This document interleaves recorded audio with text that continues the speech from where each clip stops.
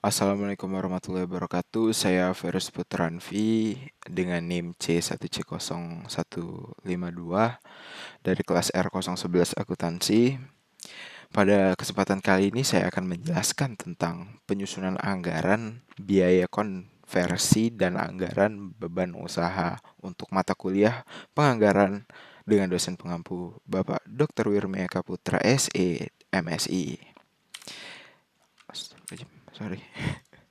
Yang pertama, saya akan menjelaskan definisi biaya konversi. Biaya konversi adalah biaya untuk mengubah bahan baku menjadi produk jadi yang terdiri dari penggabungan atau kombinasi biaya tenaga kerja langsung atau BTKL dan biaya overhead pabrik atau BOP. Biaya konversi dihitung untuk memperkirakan biaya produksi, mengembangkan model penentuan harga produk dan memperkirakan nilai persediaan produk jadi. Manajer juga menggunakan biaya ini untuk mengevaluasi efisiensi proses produksi. Biaya konversi digunakan sebagai ukuran untuk menghitung efisiensi dalam proses produksi, tetapi dengan mempertimbangkan biaya umum yang berada di luar perhitungan biaya utama. Manajer operasi juga menggunakan biaya konversi untuk menentukan di mana mungkin ada pemborosan dan proses pembuatan, baik sistem produksi, pesanan kerja, maupun sistem biaya per proses dapat menggunakan biaya konversi untuk menghasilkan barang. Selanjutnya ada jenis-jenis biaya konversi. Yang pertama biaya tenaga kerja langsung atau BTKL. BTKL adalah biaya yang dikeluarkan oleh perusahaan untuk menggaji tenaga kerja yang bekerja langsung untuk perusahaan pada proses produksi seperti tukang potong rotan, tukang ukur kursi rotan, tukang rakit kursi rotan, tukang ketam atau pelicin kursi rotan, tukang warna kursi rotan. Adapun tenaga kerja yang tak langsung adalah tenaga kerja manusia yang ikut membantu menyelesaikan produk seperti mandor, manajer produksi, penyelia, dan lain-lain. Biaya tenaga kerja tidak langsung merupakan salah satu unsur dari biaya overhead pabrik atau BOP. Yang kedua ada biaya overhead pabrik atau BOP. BOP merupakan semua biaya produksi selain biaya bahan baku langsung dan biaya tenaga kerja langsung, atau lebih tepatnya semua biaya produksi yang termasuk ke dalam biaya bahan tak langsung, biaya tenaga kerja tidak langsung, dan biaya-biaya produksi lainnya yang tidak secara mudah diidentifikasi atau dibedakan langsung pada suatu proses produksi. Biaya overhead pabrik terbagi menjadi dua, yaitu BOP tetap, yaitu biaya overhead pabrik yang besar kecilnya tidak dipengaruhi oleh besar kecilnya volume produksi.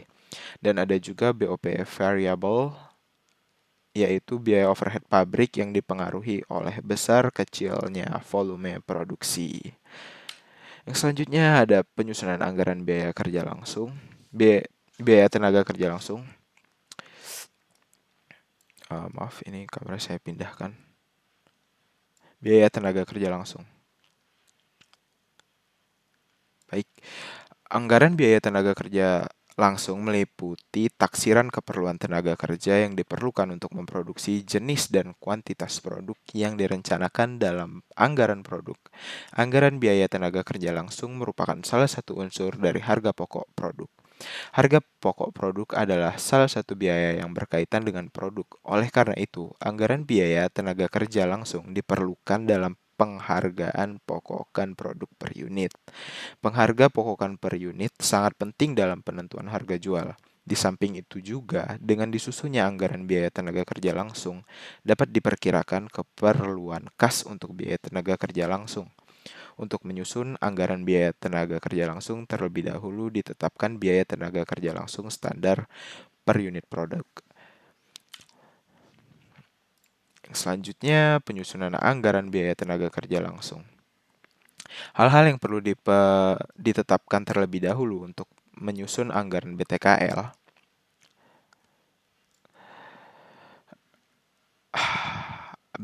Yang pertama, biaya tenaga kerja langsung standar per unit produk terdiri dari jam standar tenaga kerja langsung atau JSTKL dan tarif upah standar tenaga kerja langsung atau TUST.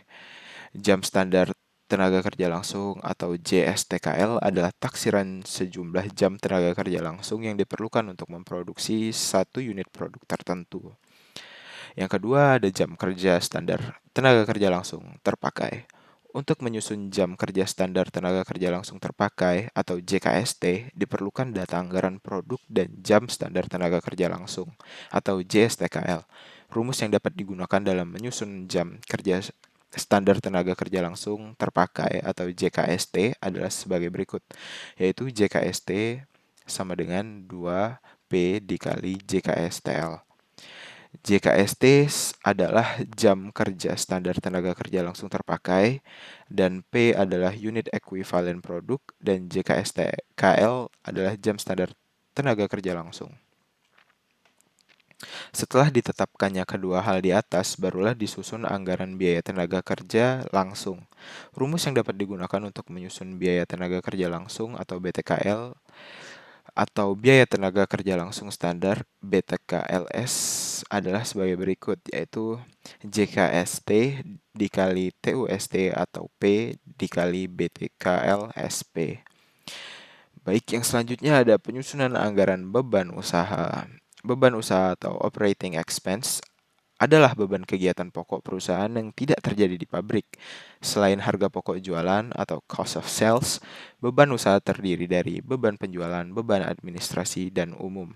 Beban penjualan adalah beban yang terjadi untuk kepentingan penjualan produk utama. Beban penjualan ada bersifat tetap, tetapi ada juga yang bersifat variabel. Beban penjualan variabel contohnya beban komisi penjualan, beban penghapusan piutang, dan beban pernik penjualan. Beban penjualan variabel besar kecilnya dipengaruhi oleh kegiatan penjualan. Semakin banyak barang yang dijual, semakin besar beban penjualan variabel. Sebaliknya, semakin sedikit barang yang dijual, semakin kecil beban penjualan variabel.